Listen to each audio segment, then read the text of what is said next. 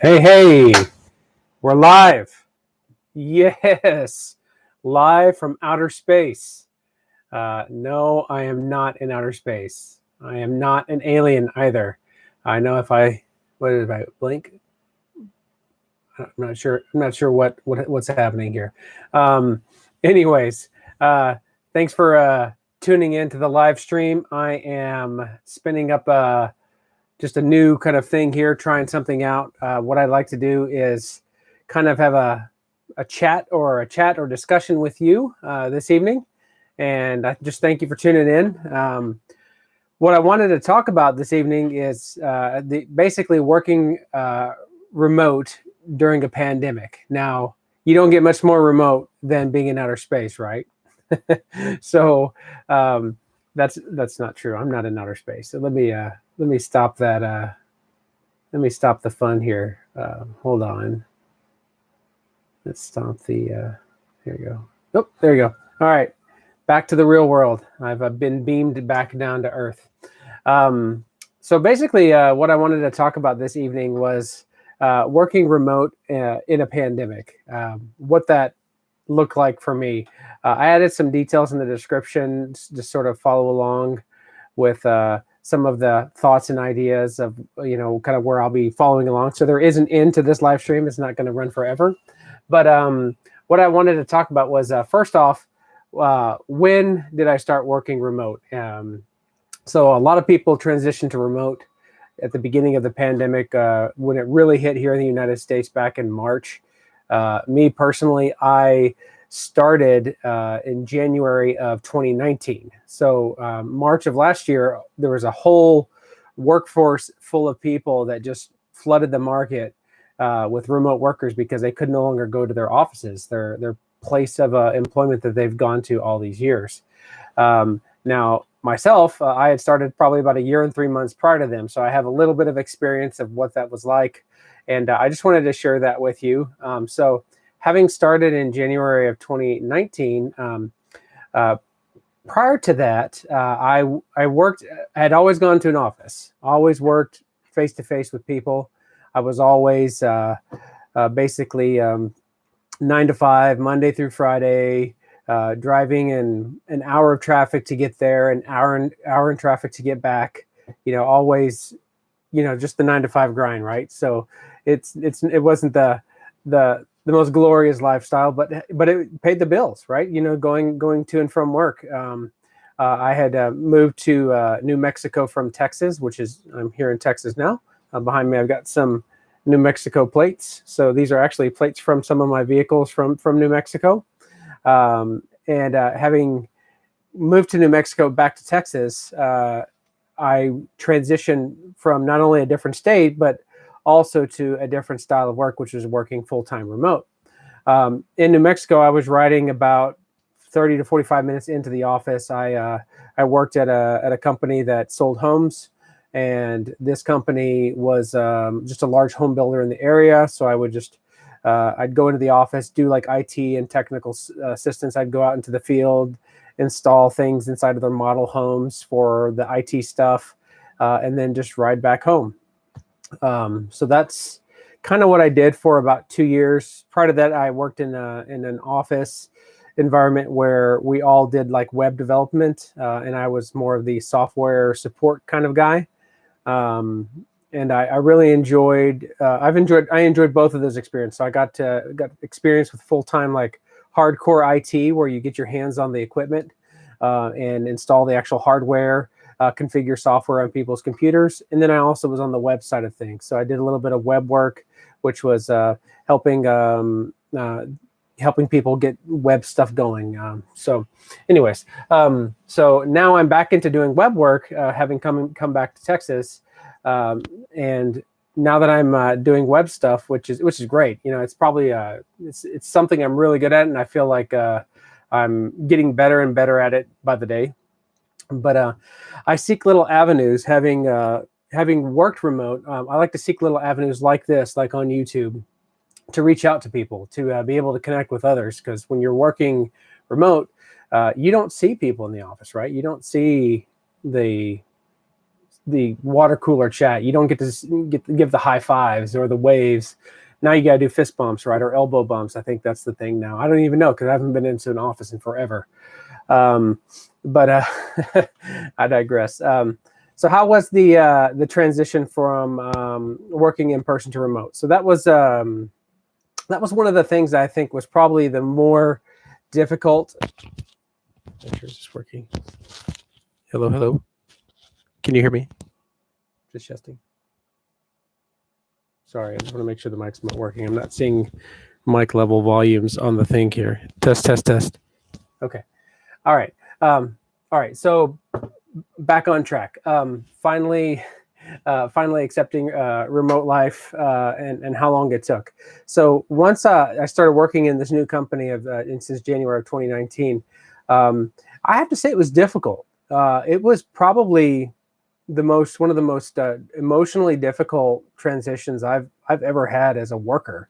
Having worked since I was 16, 17 years old, all the way to present date, never having really any type of lapse or gap in employment, to working full-time remote, I think it was probably the most difficult challenge outside of joining the Army, being in the Army in early 2000. But yeah, so it was very, very challenging. And most people would say, well, why? Why was it challenging?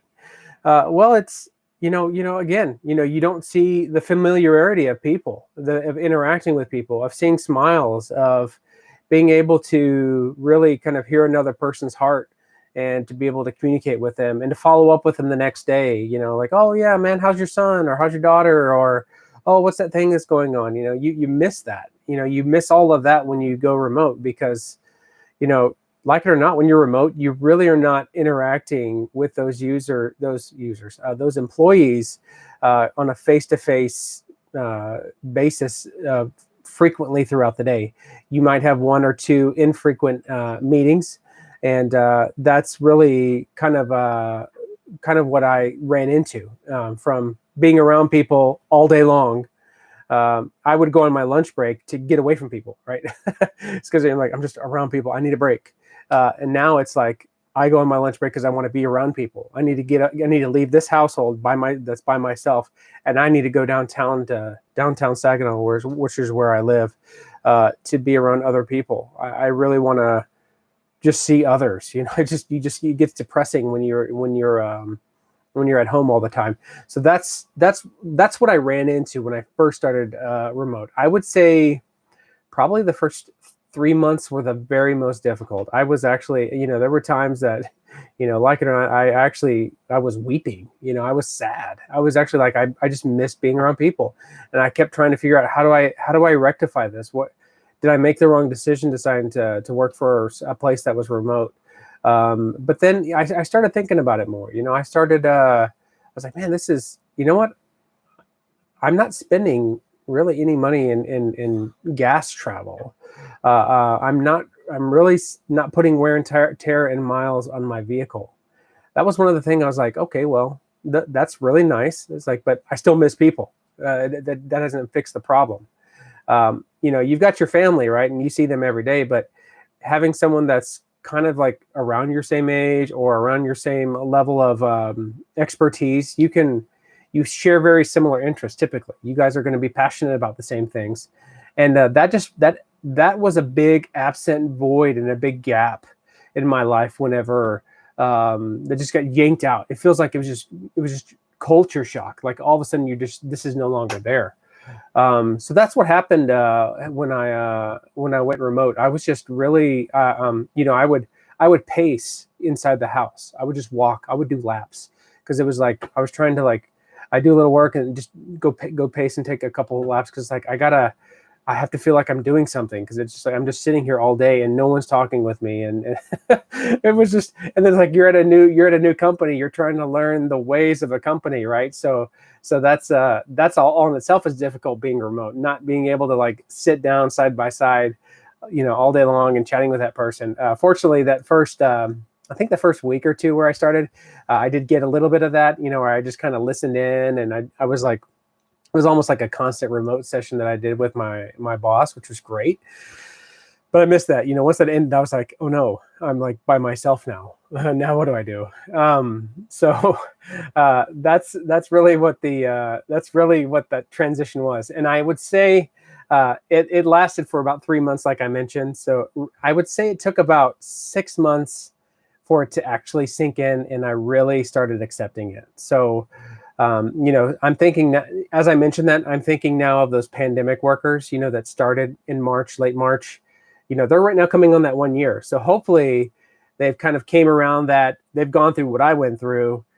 Maybe it's a little different for them because it was sort of forced on them, whereas this was more by choice. I found a place that, so I don't know. I really empathize with you as a remote worker if you work from home. And if not, like if you were just thinking about a work from home job, this is something really to think about. If you have to be very strong-minded and strong-willed if you're going to go down this path. So so that's what transitioning was. At about 6 months, I started thinking, like, I had the opportunity to come into the office for the company I work for. They actually have a physical office, and I did it. I like, when I first started, I was like, oh yeah, I'm going to be in there maybe at least once or twice a week. Boy, that didn't last 2 weeks. It's just like when you're driving, and especially driving. This place was actually probably one of the farthest jobs I had ever worked at. Because it was just a straight shot driving 70 miles an hour. Fortunately, not a lot of traffic, but still, it's a 30 to 40 mile drive. That's a long haul. When you're driving that and you're putting all that wear and tear on your vehicle. I was thinking, man, driving this far, do I really want to do this? So I decided after a little bit, like, you know what, I'm gonna probably cut back my 2 days a week to be in the office let's just make it 1 day a week, because I don't have to go in there, and no one, I show up and there's like 1 or 2 employees out of maybe 16 in my company. Only 1 or 2 were showing up, and I'm like, all these other guys are working from home. Why not I? So eventually, I think I maybe went into the office a total of about 10 times. And then since then, like obviously since the pandemic, I haven't been back since March of last year to even visit. I think I may have helped move, but that may have been prior to the pandemic. We moved from one building to another, but it was it's like I can't see myself ever wanting, now having been two years and like 3 months been working remote, I would never want to work in an office now. So from being the guy that was Mr. Boohoo, why am I remote? Ooh, boohoo. Like, I miss friends, I miss people, that was me, right? So to now being this guy that's like, I cannot imagine having to drive that far every single day, putting all that wear and tear on my vehicle. It just seems like an unfathomable experience going back into the office. That seems miserable. I do enjoy the people. I don't know how to make that happen. Now, I wish my company would be like in my neighborhood or just outside my neighborhood. If I were to make that happen, if I had this crystal ball, and then it's like, then I could visit people, but then people would have to show up too. And then I'd have to force all my coworkers to move within the vicinity so we can all sort of show up and collaborate. That's just not going to happen here in North Texas. We're way too spread out. And then half the company I work for, they're in different parts of the country as well. So it's like, it's not happening. Sorry. But yeah, so on to that. So if for those of you just tuning in, I'm kind of wrote in the description here some bullet points where we're at. So how was the transition from working in person to remote? In the beginning, it was difficult, but then extremely difficult. But then I started really enjoying some of the niceties that come with that. So some of those things is like this little office that I'm in. Like, I don't get this cool ambiance environment where I work at, right? You can kind of make it your own. You can put a picture, you can, you bring in a couple of items, but it's not like, it's not really yours. You don't really get to own it. And that's really what I've sort of made this little cave that I'm in here. And we'll get to that in a second, but that's really one of the biggest perks is making your office your space when you're working from home, right? So when you're in the office, you get the little maybe you can have a plant, you know. It's like, well, like I've totally decked this place out. I've got a little mini air conditioner in here. I'm in a closet. I'm actually in a physical closet in a house, right? So half this closet is divided. I got clothes. I'm staring at clothes on the other side of this monitor. But on this side, this is the cool side of the closet, right? I in all these jokes, you better come out of the closet, right? Ha ha ha.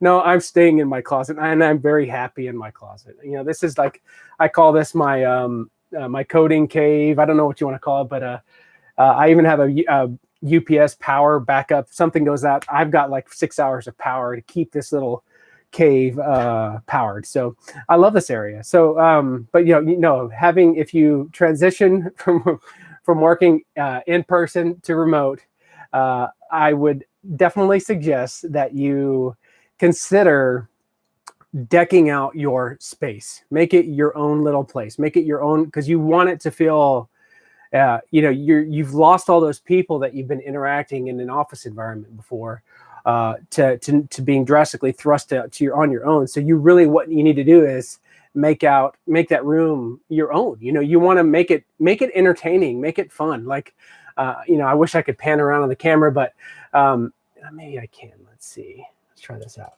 Maybe it'll let me do it. Maybe I don't break things. Okay. So I got a little whiteboard here.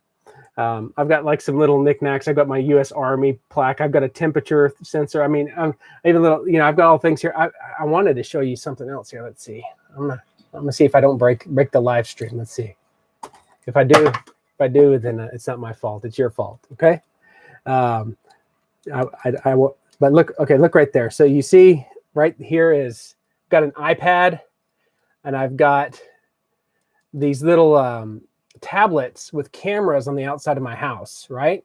So these little tablets are webcams, or not webcams, but I have these cameras that are pointing into my driveway and into my front yard. And then I got one here of my back door. I watch my dog because he likes to tear up my carpet in the day, so I have one in the living room as well. But I'll go to the back door here. I normally have this one here, so I can kind of just keep an eye if it'll flip right. Okay. Yeah. So I'll watch out here in the backyard, see what the dog's doing, if he's scratching to come back in the house. But really, I mean, which I wasn't showing you. Yeah. This is where he comes back in the house. He lets me know if he's done going potty. But let me flip back around. Okay. Cool. All right. So that worked out. I wasn't thinking that was going to work. Okay. But really, so as I just shared with you, that little, I've made this place my own, right? I've really, I've got my Looney Tunes up here. I've got Star Wars stuff. I've got the Back to the Future license plate, the Ghostbusters license plate. I just really made this kind of my own little place, and it feels comfortable with me. I walk in here, I don't dread coming to work. I look kind of red. Sorry, I'm not really red. I'm happy. Anyways, so yeah. So on to the next bullet point on the description here on the video. By the way, thank you, Charlie. Howdy, folk. Glad I caught you live as well. Appreciate the comment. Thank you. Nice seeing you. I love your videos, Charlie. I love how you say folk like 3 to 4 times on your videos. That's funny. To me, it's great, and your videos are just a blast and a joy to watch. So thank you, Charlie. But yeah, so avenues for social interaction, and humor. So as you kind of saw in the thumbnail of this video, you saw that I was in outer space and I had this little globe that was over my head. So what that is there's an app on my computer called Snap Camera, and it lets you do kind of fun things. So why is that important? Well, partner. This is why, so you can do some pretty funny stuff and get some laughs. And so I meet, it's hard to take me serious looking like that. Sorry. So what that's about is, so I meet with my team every single day, Monday through Friday. We all meet in an application called Slack. Now, Slack is a tool that you chat in. You type to people. They do a video call. You can do phone calls. So we meet and we start up what's called a Zoom meeting. So we'll all hop on Zoom and we'll all see each other face to face with our web cameras and microphones and whatnot. So you do that after a while. It's like, but me, it's like I miss that human interaction. So I love to see people laugh. I love to see people smile. I love to entertain others. So that's really where I introduced this little app. I'm like, hey, people are gonna like this. This Snap Cam. So man, when I first started using that, people were just dying. It was so hard to keep my face straight. I was laughing so hard with these little things because you got the big pickle. I was a floating pickle, and I was just like, I'm dancing. I can't even see that now and not stop laughing. It's just stupid, stupid things like that. You got to find a way if you're not around people, if you're a person that likes to be around other people, to find a way to bring some humor and joy back into life. So. And the leadership at my company, they see the value in that and they encourage that. So that's kind of one of the reasons, why I kind of have fun with all that. But anyways, I just wanted to share that with you. So yeah, next, so we just talked about avenues for social interaction. So I attend like a small men's church group, and I attend that every Saturday. I head out to that group and we meet at a park typically, and then if it's like during pandemic time, we'll do a Zoom meeting as well. But it's just a way to just sort of unload our cares and worries for the week, and for us to hear each other and just to be thoughtful and thinking about the other person. So let's talk about setting up the home office and how important it is. I've already touched a little bit about my little abode, but yeah, you want to make sure it's a comfortable temperature, so if you got to do what you got to do to make it comfortable. Like if you're in a closet like me, you can do it. You just got to communicate with your partner, your spouse, and let them know that, hey, I'm in a 4-bedroom house, but I got 3 kids and we even have a roommate. So we're packed in here like sardines. There is no office space for me. And our garage is just full of this stuff, and it's like, well, I got to find a space to work in, and having it in our master bedroom really is probably not going to work. Having it in the living room, having my home office in the living room where everyone's walking past, just constantly being a distraction, that's not going to work either. I need a dedicated place that's quiet and away from everyone. So I felt like this little closet office that I'm in is away from the rest of the house. I'm actually in the back corner, so I can't really hear when people are coming in, which is some of the reason why I use those cameras I showed you earlier. So when someone rings the doorbell, I get my phone rings and I can see on the camera who it is, and it's great being back in here. So for me, it's just distraction-free isolation to focus on work when I'm here. But I interact with my coworkers virtually throughout the day, which is great. So the setting up the home office. So yeah, again, I showed you a little bit about the cameras. I also got some other things up here. Like I've got, I like the Star Wars and Looney Tunes kind of thing. So you'll see I've got this is my favorite calendar, by the way. It's Darth Vader, right? Anakin Skywalker is who Darth Vader is, right? My nose itches, sorry. Those are his kids, Leia and Luke. So he's sitting on the couch taking a nap, and R2-D2 is using the projector to show the Ewoks on the projector. Isn't that? I mean, how cool is that? You've got, I don't know. I mean, if any Star Wars fans out there, you can nerd out with me. But yeah, each month I get to enjoy a thing like that. But yeah, make your office your place. I even have an extra chair in here, so when my kids come in or my wife, they can come in and sit down and we can chat or whatever, So it's a great little spot. So it's super important. Having a comfortable temperature is important. So that's why I have the air conditioning in here as well. I also have a little small heater, so when it gets really cold in the winter, I can just pop it in that little plug outlet. And here's a pro tip. So most closets don't have power in the closet. Yours may, but most don't, right? So what I did is I went on the other side of this wall, which is my bathroom, and I tapped into the power there. I just ran some Romex through the wall and put a little blue plug. Now, it's probably not up to electrical code. I mean, I read online how to do it and use the wire nuts and make sure it's insulated, and I didn't go through fiberglass. It's just bare open. So anyways, I'm familiar with the process, but I installed this little wall outlet here so that way I can get power into this closet/office. So that's just a little tip. If you don't have power in your office, it's important to have it. If you're going to do it in the closet like I did, you're going to have to find a way to get power into there. And that's how I did. You just tap into the wall behind it, cut a hole with a sheetrock saw, and put a little blue, it's a little blue box that's got these little wings that hold it into place. Tighten it in, put a faceplate, and drop in your plugs. And then that's how you get power in on the other side of that wall. And that's why it's up so high, because that's where it is on the other side as well in the bathroom. It's up about that high off the wall. I probably could have fished it down, and I'm like, I'm not going to mess with all that. I just need to get power into the office. So that's what that's for. So, yeah, having power in your office is important. Having air conditioning, I had to do the AC unit in here as well. So I would encourage that, and having a heater if it gets really cold, depending on where you're at. Okay, so I got 3 more bullet points on my list, and then we'll wrap this up here. Next is, so we talked about the converted closet office. Last 2, would I ever want to work in person again? That's a tough question. Okay, so when I was working for a church probably about 6 years ago, and during that experience, there was we were starting to distance interacting with the ministries, and I was the trainer. I trained those ministries and taught them how to use the technology that we had, as far as like websites and mobile apps and things like that. As we started moving away from those that teaching and interacting with others, I started to miss that. I longed for that. So I actually got a part-time job at the Apple store. So I started working for Apple. I loved it.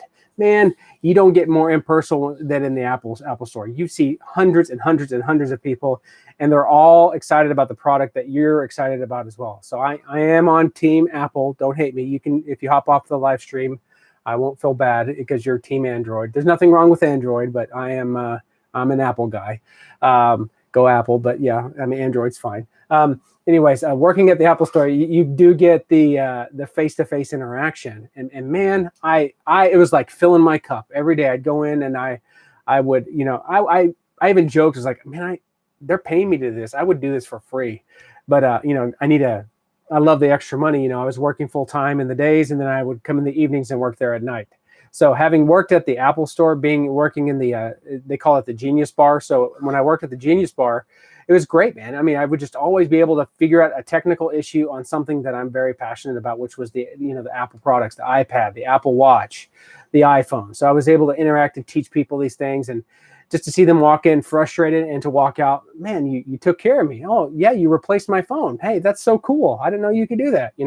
So sometimes you're able to delight people, and then sometimes like, hey man, I know you were trying to test to see. So get this, you got this guy coming in here saying, well, I heard this new iPhone 7's waterproof. So I went into the sink and I turned it on full blast, and it's just not turning on anymore. I don't know why, so, I mean, come on, guy. I mean, yeah, you're shooting a jet into those ports, not a gentle fall into a bathtub or into a pond or a stream, right? This is like you're jamming water into those ports. So it's like, that was one of those times. It's like, yeah, I can't help you. You've intentionally damaged your product. That is in the warranty saying, if you intentionally damage your product, we're not going to replace it. But for most people, I was able to really make them happy and bring them joy. So I say all that to answer the question, would I ever want to work in person again, having been working remote the last almost 2.5 years or however long it's been? I'm going to say no. And the reason why I would if I had to, but I don't prefer that. I much prefer being working at home. Just again, for the previously stated, you got to drive. You got to put that wear and tear on your maintenance, on the vehicle, wear and tear on your vehicle, and the maintenance that ensues, the amount of vehicle repairs. Now having started working remote, I bought a truck. A V8, a Nissan Titan, it's a big gas guzzler, 15 miles, 16 miles a gallon average on average, right? So spending $50 or more a week does not sound tempting or pleasing at all to me. So yeah, that doesn't sound fun. The fact that my vehicle is going to break down a lot sooner had I not been driving it as aggressive. I'd rather just drive it for pleasure and do the things that I really want to do with it, instead of having to drive away. Anyways, so my personal preference is no. I enjoy. I'm able to separate work and home life very easily. So typically right at 5 o'clock, I log out of my chat tool, which is called Slack. I log out of that. So I'm no longer chatting with workers. I quit out of Outlook. So I'm no longer reading emails. And I really just transition into home mode. So I grab right back here in the Alpacool. I come and grab my frozen Lean Cuisine pizza. And then I take it to the microwave, fire it up. And I'll just sit at the table. It's like I transition at that point. So every day I eat right about 5:15, 5:30. I'm chowing down, and then I don't really come back in here unless if I'm like, but it's not work stuff. Like I've already quit out of all the work stuff. I quit out of all the windows. It's just like, okay, I'm going to do things like this. I'm going to do a live stream. I'm going to edit a video for YouTube. Something fun, something I really enjoy doing, watching YouTube videos and watching Netflix, or doing it out in the living room as well, just depending if it's not been hijacked by my kids. But yeah, so working in person again, I mean, I would do it for the social interaction only, but I know the costs that are involved. It's if you think of your time with a dollar value, like let's say if you get paid $10 an hour, well, $10 an hour times 2 to 3 hours of driving every day, that's $30, right? Plus the gas, plus the maintenance. So it's like all those little costs, those assumed costs that are just building up. You have to justify those. And is that really worth the time away from your family and the stress on your body, your vehicle? You know what? For my marriage, for my home, for my sanity's sake, I gained so much more of my life back working remote that I never would have even considered, other than just the cost thing when looking for another place of employment. So all of those reasons, plus there's probably like 100 more, I'm going to say no. My next job I'm looking for, I'm going to almost make it a requirement that it's remote, unless if it's just, I don't know, working for Disney or working at Apple. Maybe that would be one that we'd have to move the whole family. I don't know, but it would have to be just like the job of my dreams, which right now I don't think I could say pretty confidently that I'm at a great job, and I don't think there's any reason that I would ever want to leave that one. So it would have to be really convincing. Again, it's slim to none chance. And that's basically it. So that kind of sums up of working remote in a pandemic. So how, the backstory of all this is like, if you are new to the work from home workforce, if that's something you've thought about, if that's something you've contemplated, I'm going to a place every day, man, I'd love to do this from home. Just know, if you've been doing this for your whole life, working in person, the first 4 to 6 months are going to be difficult, very difficult, especially even if you're an introvert. Introverts say, oh, I'm going to love that. I'm going to love that. You know what?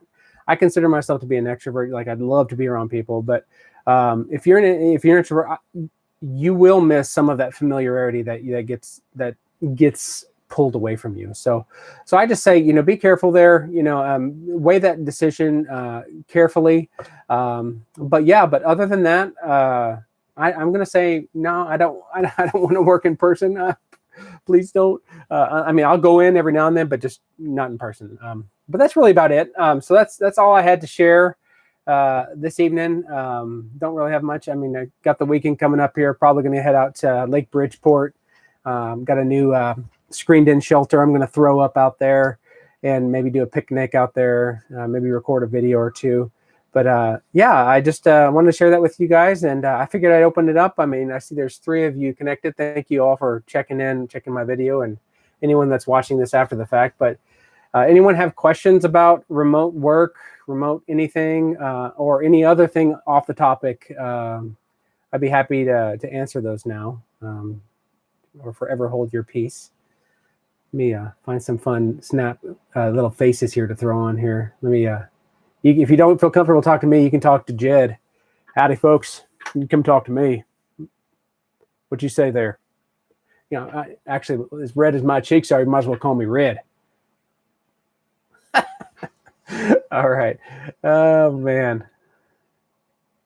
All right. Maybe I don't even know if I have sound. I see Charlie says he said he saw me, but okay. All right. Well, from outer space or not under the sea, this is Adventuring Art. Thank you for tuning in. I appreciate you taking the time to watch this video. Be sure to. Oh, I got a comment here. Let's check this out. Let's see. Loved your video about the alien. Do you think aliens and UFOs are real? Aliens. I recently I've been convinced that things aren't what they seem to be. I have a friend that I truly trust, and I know he would have no reason within his heart to lie to me. He was like, there was a ship right over him, like in broad daylight, and it was like squares, and it was floating, and then it took off across the sky. So I don't know. I'm leaning more and more day by day, and believing that could be a thing. So when I went out to that funeral site, I really was kind of freaked out, where that alien was at, where he was buried. Because I'm like looking up over my shoulder. I wonder if the mothership is kind of monitoring his gravesite to come and take his body. As corny and stupid as that may sound, that's what I was thinking. But so I don't know. Maybe I'd love to. I don't know if I'd love to see one, but I don't know. So I'll leave that as a maybe. But thank you for asking that question, Ken.